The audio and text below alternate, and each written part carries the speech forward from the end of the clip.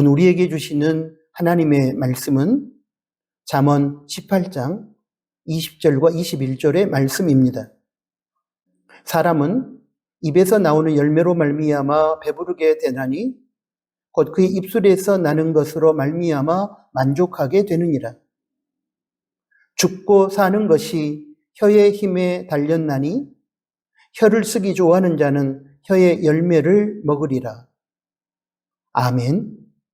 방금 봉독한 말씀을 중심으로 해서 오늘은 혀의 권세라는 제목하에 들려주시는 하나님의 말씀을 받겠습니다. 혀의 권세, 말의 힘에 대한 통찰력을 제시하는 많은 글들이 있습니다. 오늘 설교에서는 그중 몇 가지를 소개하고 싶습니다. 두 개의 글은 이미 출판된 책의 내용이고 다른 하나는 우리가 잘 알고 있는 성경의 내용입니다. 먼저 김병태 지음 춤추는 예배자 솔로몬의 축복에 나오는 이야기입니다. 워싱턴 국회의사당 앞에서 구두를 닦는 소년이 있었다. 그는 정성을 다해 손님들의 구두를 닦았다. 어느 날 텍사스 출신의 한 상원 의원이 구두를 닦으러 와서 소년의 손을 잡고 격려해 주었다. 나도 내 나이만 할 때 구두를 닦았단다. 그러니 너도 나처럼 상원 의원이 될 수 있단다. 상원 의원의 한마디가 어린 구두 닦기 소년의 마음에 뜨거운 야망의 불을 지폈다. 그 소년은 온갖 고생을 감내해 가면서 새로운 미지의 세계에 도전했다. 훗날 그는 많은 사람들의 아픈 마음을 치료해주는 세계적인 대심리학자가 되었다. 상원 의원의 따뜻한 말 한마디가 어떤 구두 닦기 소년의 자아상에 뜨거운 생명력을 불어넣어 주었던 것이다. 그 주인공이 바로 웨인 오츠 박사다. 당신이 알게 혹은 모르게 다른 사람들에게 중요한 타인이 돼 있음을 아는가? 당신의 말 한마디로 다른 사람들은 자아상을 그려간다. 그렇게 그려진 자아상은 그 사람의 행복과 불행을 결정짓는 인생 자산으로 남을 것이다. 이 글은 사람의 입에서 나오는 말의 힘이, 혀의 권세가 누군가에게 긍정적인 자아상을 심어주고 그 결과 누군가를 살리고 누군가를 승리의 길로 이끌어준다는 사실을 우리에게 확인시켜 줍니다. 말 한마디가 한 사람의 인생을 이렇게 극적으로 바꾸어주는 힘이 있다는 사실을 일깨워주는 그런 내용입니다. 이번에는 사람의 입에서 나오는 말의 힘이, 혀의 권세가 사람에게 부정적인 자아상을 심어주고 그 결과 누군가를 죽이고 멸망의 길로 이끌어간다는 사실을 확인시켜주는 글입니다. 김원태 목사가 쓴 청년아 탁월하게 살아라 하는 책에 나오는 내용입니다. 말은 엄청난 영향력이 있습니다. 폭력 중에 가장 무서운 폭력이 언어폭력입니다. 내가 정말 알아야 할 모든 것은 유치원에서 배웠다라는 책에 이런 글이 나옵니다. 남태평양 솔로몬 군도의 어느 마을 사람들은 독특한 방법으로 벌채, 즉 벌목을 한다. 나무가 너무 커서 도끼로 자를 수 없을 때 그들은 새벽마다 나무에게 고함을 지른다. 이런 일을 30일간 계속하면 나무가 죽어서 쓰러진다. 원주민들에 의하면 그것은 언제나 효과가 있다고 한다. 이렇듯 말에는 과학적으로 설명할 수 없는 힘이 있습니다. 말로 저주하면 저주가 전달되고 축복하면 축복이 전달됩니다. 어느 중년 남성이 만성 우울증에 시달리고 있었습니다. 그는 자수성가를 해 큰 기업가가 된 아버지에게 늘 이런 말을 듣고 자랐습니다. 야, 이 녀석아, 네가 내 기업을 물려받았다가는 다 망쳐버리고 말겠구나. 그의 아버지가 돌아가시고 나자 아버지의 말이 잘못된 것임을 입증하기 위해 상상을 초월할 정도로 일에 몰두했고 절대 실패하지 말아야 한다는 강박관념에 시달렸습니다. 그런 그에게 술은 위안과 자유를 주었습니다. 시간이 흘러 일에서 오는 스트레스가 점점 심해지자 그는 알코올 중독에 빠지게 됐고 아내마저 그를 떠나겠다고 위협했습니다. 결국 그는 심한 우울증으로 약물 치료를 받고 있습니다. 이 사람의 인생은 자기 아버지의 말의 힘에 의해 흔들리고 파괴된 것입니다. 부모가 무심코 내뱉은 말은 자녀의 가슴에 깊이 새겨집니다. 나중에 부모는 죽어도 부모가 늘 했던 그 말은 여전히 자녀의 가슴에 남아 힘을 발휘합니다. 그래서 부모는 자녀에게 축복의 말을 해야 합니다. 여러분, 그런가 하면 성경은 마음에 쌓아둔 생각과 감정을 혀를 통해 말로 표현한 결과 죽음과 생명, 멸망과 승리의 결과로 나뉜 두 부류의 사람들을 소개하고 있습니다. 우리 나누는 강단에서 자주 언급했던 광야 가데스 바네아에서 가나안 땅을 정탐하고 돌아와 보고했던 12명의 이스라엘 정탐꾼의 신뢰입니다.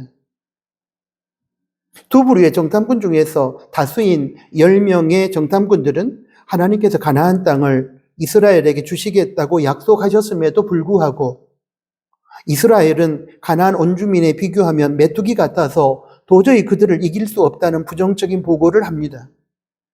민수기 13장 31절부터 33절까지 말씀을 제가 읽겠습니다. 31절입니다. 우리는 능히 올라가서 그 백성을 치지 못하리라. 그들은 우리보다 강하니라 하고 32절입니다. 거기서 본 모든 백성은 신장이 장대한 자들이며 33절입니다. 거기서 네피림 후손인 아낙 자손의 거인들을 보았나니 우리는 스스로 보기에도 메뚜기 같으니 그들이 보기에도 그와 같았을 것이니라. 메뚜기 컴플렉스에 빠져 마음속에 두려운 생각과 감정을 부정적인 말로 표현한 10명의 정탐꾼들의 보고입니다. 그런데 12명의 정탐꾼들 중에 2명, 즉 여호수아와 갈렙도 똑같은 가나안 땅을 보고 와서 보고하게 되었는데 10명의 부정적인 정탐꾼들의 보고와는 전혀 달랐습니다. 여호수아 갈렙은 가나안 땅은 하나님께서 우리 이스라엘에게 주시기로 약속한 땅이니 그 약속을 신뢰하고 가나안 땅에 들어가면 가나안 땅을 능히 정복할 수 있다고 보고했습니다. 민수기 13장 30절입니다. 갈렙이 모세 앞에서 백성을 조용하게 하고 이르되 우리가 곧 올라가서 그 땅을 취하자 능히 이기리라 하니 그리고 부정적인 10명의 보고를 받아들여 탄식하며 절망한 이스라엘 백성들을 보면서 애끓는 마음으로 또 이렇게 선포합니다. 민수기 14장 9절입니다. 다만 여호와를 거역하지는 말라. 또 그 땅 백성을 두려워하지 말라. 그들은 우리의 먹이라. 그들의 보호자는 그들에게서 떠났고 여호와는 우리와 함께 하시느니라. 그들을 두려워하지 말라 하나. 광야 이스라엘 공동체 비극은 여기서부터 시작되었습니다. 이스라엘 공동체가 여호수아와 갈렙의 하나님의 약속에 근거한 믿음의 보고를 수용하지 않고 나머지 10명의 하나님의 약속을 무시한 불신의 보고를 받아들인 것입니다. 이스라엘 공동체는 10명의 정탐꾼들의 부정적인 보고를 받아들여 그날 밤이 새도록 통곡하면서 하나님께 죽게 되었다, 망하게 되었다고 하는 불평과 원망과 절망의 말을 퍼부었습니다. 이에 이스라엘 공동체의 불평과 원망, 낙심과 절망의 말을 들으신 하나님께서는 너희 말이 내 귀에 들리는 대로 해주겠다고 말씀하셨습니다. 민수기 14장 27절부터 30절까지 말씀을 통해서 정확하게 이렇게 말씀하셨습니다. 27절입니다.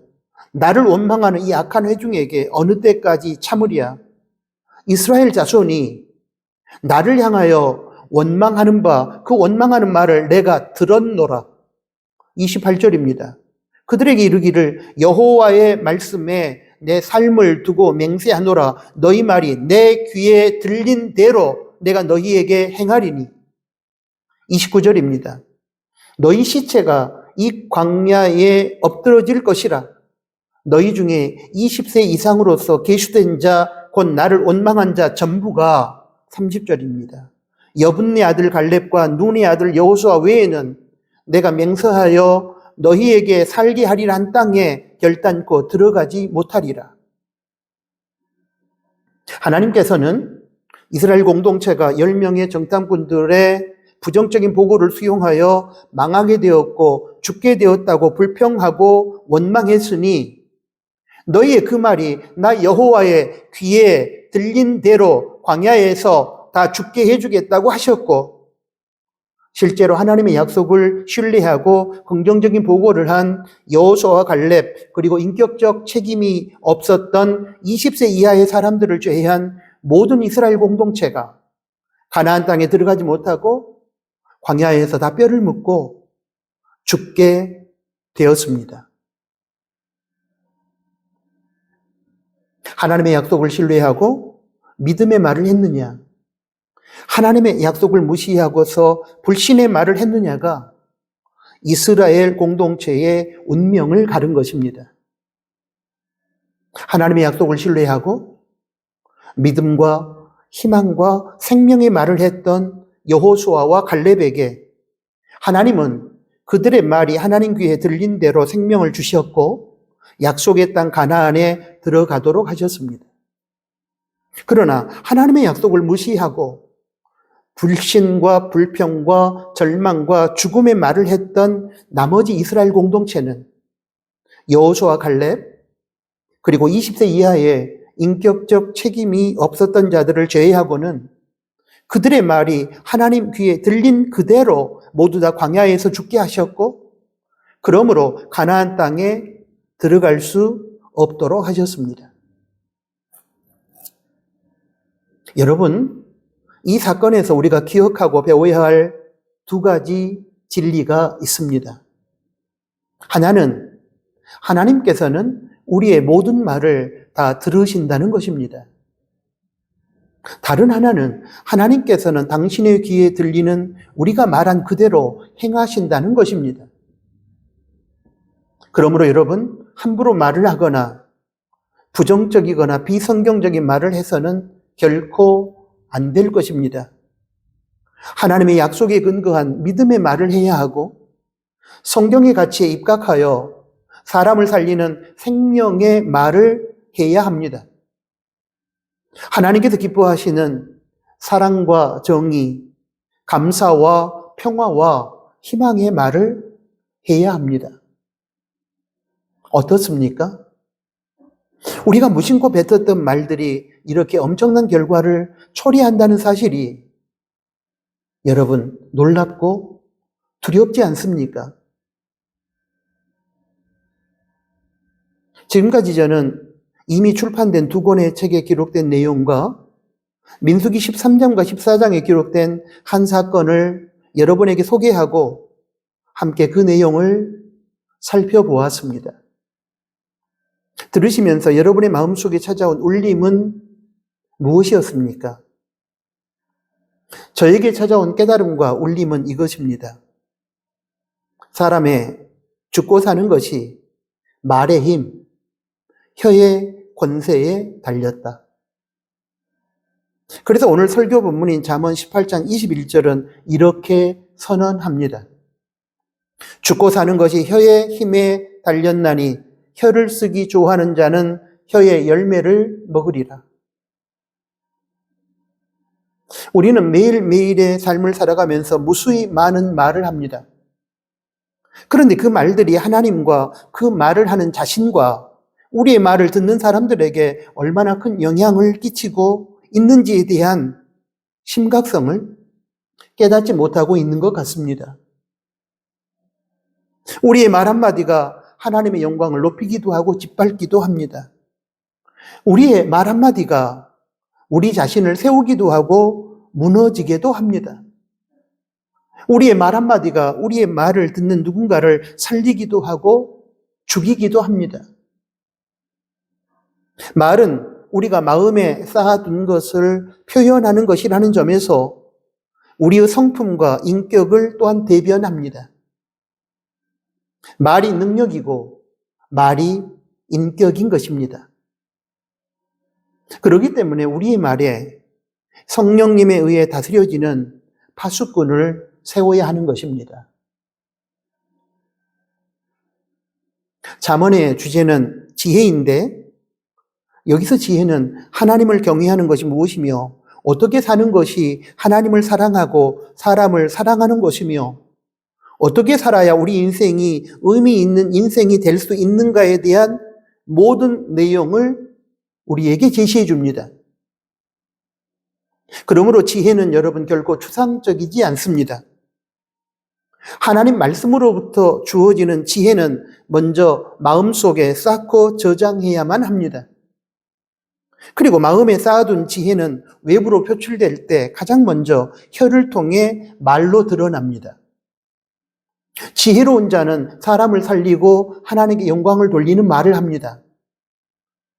그러나 마음에 하나님의 지혜가 없는 어리석은 자는 사람을 죽이고 하나님의 영광을 짓밟는 말을 합니다.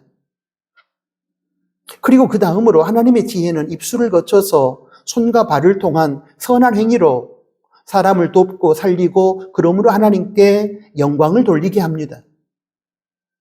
이처럼 지혜는 마음속에 추상적인 어떤 것으로 머무르는 것이 아니라 입술을 통해서 생명을 살리는 말로 손과 발을 통해서 선을 행하는 행위로 구체화되는 것입니다. 저는 오늘 여러분과 함께 마음속에 쌓아둔 하나님의 말씀으로부터 주어지는 지혜가 혀를 통해 말로 구체화된다는 사실을 배웠고 확인했습니다. 특히 야고보 사도는 야고보 3장 9절에서 사람이 한 입으로 하나님을 찬송하기도 하고 사람을 저주하기도 한다고 했습니다. 또 야고보서 3장 10절에서는 한 입으로 찬송과 저주가 나온다고도 했습니다. 그러면서 야고보서 3장 11절에서 한 입으로 그렇게 단물과 쓴물처럼 완전히 반대가 되는 말을 해서는 안 된다고 경고했습니다.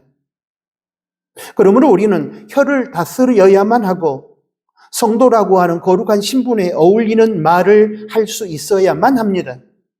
그런데 문제는 야고보서 3장 8절에서 언급한 것처럼 혀를 길들이기가 어렵다는 것입니다. 사람의 의지나 결단만으로는 불가능하다는 것입니다. 그렇기 때문에 우리가 혀를 길들여서 하나님께 영광을 돌리고 사람을 살리며 자신의 삶을 복되게 하기 위해서는 저는 두 가지를 기억할 필요가 있다고 생각합니다. 하나는 앞에서도 계속 언급했지만 말이라고 하는 것이 마음속에 쌓아둔 것에서 나오는 것이기 때문에 우리의 마음을 하나님 말씀에서 주어지는 지혜로 가득 채우는 것입니다. 하나님 가치에 입각한 선하고 아름답고 의로운 내용의 지혜로 우리의 마음을 채우는 것입니다. 다른 하나는 혹시라도 우리의 마음속에 들어와 있는 악한 생각과 감정이 불의한 말로 또 불평과 불신과 절망의 말로 사람을 죽이는 말로 하나님의 영광을 짓밟는 말로 표출되지 않도록 기도하면서 성령님의 도우심을 힘입어 혀를 다스리고 제어해야만 합니다. 여러분, 사람의 말은 우연히 나오지 않습니다. 마음에 쌓아놓은 다양한 생각과 감정이 말로 표현되는 것입니다. 우리 마음속에 사랑이 쌓여 있으면 사랑의 말이 나오고 미움이 쌓여 있으면 미움의 말이 나옵니다. 우리의 마음이 생명의 빛으로 충만해 있으면 생명의 말, 살리는 말이 나오고 죽음의 그림자가 드리워 있으면 죽음의 말, 죽이는 말이 나옵니다. 우리 안에 감사와 위로, 칭찬과 격려, 그리고 희망 등의 긍정적인 마음이 담겨 있으면 감사와 위로, 칭찬과 격려, 그리고 희망의 말이 선포되므로 누군가의 상처를 싸매주며 누군가를 살리게 됩니다. 그러나 우리 안에 불평과 비난과 저주, 그리고 낙심과 절망 등의 부정적인 마음이 꽉 차 있으면 불평과 비난과 저주, 그리고 낙심과 절망의 말로 누군가에게 상처를 주고 누군가를 죽이게 됩니다. 사람의 마음에 쌓아둔 것들이 혀를 통해서 말로 표현되어질 때에 그 말이 사람을 살리기도 하고 죽이기도 하는 것입니다. 사람을 승리케 하기도 하고 사람을 망하게도 하는 것입니다. 이것이 바로 계속해서 말씀드리고 있지만 잠언 18장 21절에 기록된 혀의 힘이요 혀의 권세입니다.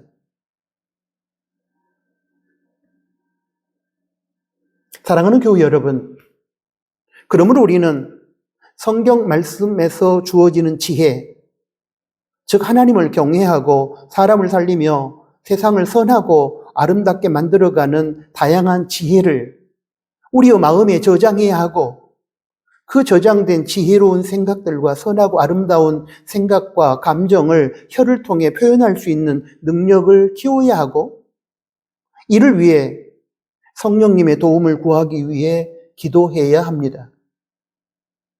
그리하여 우리의 혀를 통해 표현되어지는 말의 능력이 누군가를 위로하고 격려하며 누군가를 절망의 자리에서 희망의 자리로 이끌어주며 마침내 누군가를 살려내는 하나님의 구원 사역의 도구로 귀하게 쓰임받아야 할 것입니다.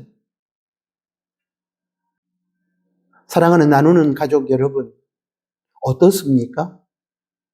그동안 우리의 혀를 통해 표현되어졌던 수많은 말들이 누군가를 살리는 생명의 말이었을까요? 아니면 누군가를 죽이는 죽음의 말이었을까요? 과연 우리는 생명의 말로 누군가를 살리며 그로 인해 하나님께 영광을 돌리는 삶을 살았을까요? 아니면 죽음의 말로 누군가를 아프게 하고 죽이며 그로 인해 하나님의 영광을 짓밟는 삶을 살았을까요? 기억해 주십시오. 사람의 죽고 사는 것이 혀의 권세, 말의 힘에 달려 있습니다. 아멘. 하나님 아버지 감사합니다. 말로 사람을 죽이고 말로 상처를 주며 말로 하나님의 영광을 짓밟는 타락의 시대에 오늘 저희들을 깨우쳐 주시는 귀한 말씀을 들려주셔서 감사합니다. 하나님 아버지, 우리가 하나님의 영광을 선포하는 말을 하기를 원하고 사람을 살리는 말을 하기를 원합니다. 그러기 위해서 우리의 마음속에 하나님의 말씀으로부터 주어지는 지혜로운 생각들을 담게 하시고 마음속에 저장된 지혜로운 생각들과 감정들이 우리 입술을 통해서 표현되어질 때에 사람이 살아나고 절망했던 사람이 용기를 얻고 희망의 자리로 나아가며 그로 인하여 하나님께서 영광을 받으시는 놀라운 능력의 말의 세계를 저희들이 경험케 하여 주십시오. 사람이 죽고 사는 것이 혀의 권세, 말의 힘에 달려있다고 말씀하셨으니 우리들이 입술에 파수꾼을 세우고 성령의 다스림을 받고 아버지 하나님 우리들의 입술을 통해서 지혜롭고 현명하고 긍정적인 언어를 사용할 줄 아는 저희로 살아가게 하여 주십시오. 예수 그리스도의 이름으로 기도합니다. 아멘.